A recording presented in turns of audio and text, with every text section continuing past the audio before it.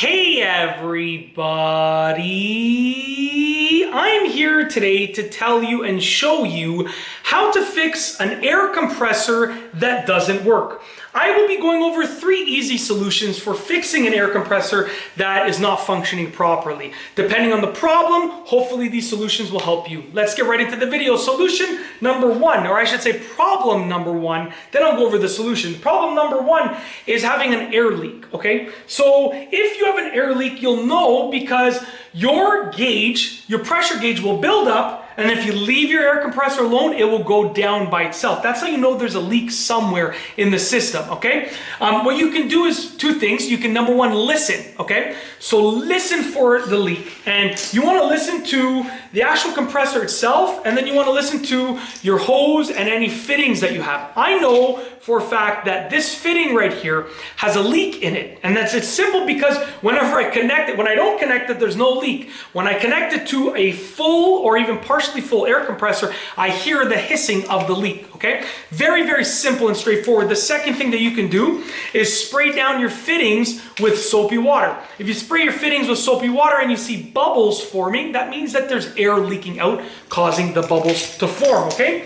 Problem number 2 is the motor not working properly. Now, you have to first and foremost locate the motor in your air compressor. Mine is back here at the back, okay? And once you figure out where the motor is, you want to look for any obvious signs of a problem that would cause the motor to not work properly. Okay, hopefully you don't find any leaking oil, any leaks of any sort anywhere. You don't hear any weird noises, but you want to essentially look around for anything that's obvious that would cause the motor to not work properly. Some obvious things might be a leak, might be a part that's moving. You shouldn't really see any moving parts. They should all be concealed within the motor. But if you notice something that's off, that's a key factor. If not, you're going to have to start doing some tests with the motor. It might also be something as simple as a fuse. If it's a fuse that's blown, that's an easy fix, okay? Your air compressor might have one main fuse for the whole compressor, or it might have smaller fuses for the various components of the compressor.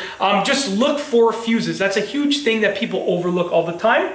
And then last but not least is number 3, which is the compressor won't start or won't stop, okay? Now, like I said, you want to look for any leaks right away. You want to look for any visible problems, but if your compressor won't stop filling, then you could have a faulty release valve because the air, when I pull this when the compressor's full, it releases any air that's in there. But if this was faulty and it wasn't closing properly, then the air compressor would always be releasing air and it would always be filling over and over and over again because it wants to fill up to its max, but it can't because it's always leaking air through here, releasing air through here. So it could be the valve. You might not even hear it hissing. It might just be faulty. So take a look at that. Examine it, listen to it, see what you can find from that. If it won't start, it might be the motor, a problem with the motor. Okay, so if it won't start or won't stop, you want to look for any air leaks potentially. Look at the motor again, see what's going on. But that's it. Those are essentially 3 easy solutions to fix an air compressor that doesn't work. There are many reasons why an air compressor won't work, many problems that might occur, but those are basically the 3 main ones and the 3 easiest solutions that you might be able to use to fix your air compressor and get it up and running again. And that's basically it. If you like this video, please be sure to give it a thumbs up. Let me know what you think down below as a comment. And of course, be sure to subscribe for more great videos just like this one. And that's all I have for you today. Thanks for watching.